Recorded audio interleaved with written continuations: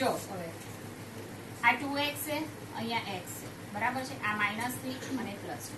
2x અને x એ સરખા term છે, બરાબર. તો આપણે શું કરવાનું છે, x ને આ બાજુ લઈ જવું પડશે. 2x ને x ને એક સાઈડ રાખવાનું છે અને -3 અને +2 ને એક બાજુ રાખવાનું છે. એના માટે આપણે ઇઝ ઇક્વલ ટુ ની નીચે જ ઇઝ ઇક્વલ ટુ મૂકવાનું. 2x ની નીચે 2x. હવે અહીંયા +x છે, આમ આવે લેફ્ટ હેન્ડ સાઈડ આવે તો શું થઈ જાય, +x -x થઈ જાય. ઓકે.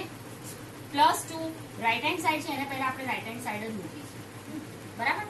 -3 છે, આ સાઈડ આવે તો શું થઈ જાય, સાઈન ચેન્જ થઈ જાય, માઇનસ ની જગ્યાએ થઈ જાય +3. ઓકે. હવે આ બેને સોલ્વ કરીશું આપણે અને આ બેને સોલ્વ કરીશું, રાઈટ. 2x - x, 2x માંથી એક x કાઢી નાખો, કેટલા રહે, 1x.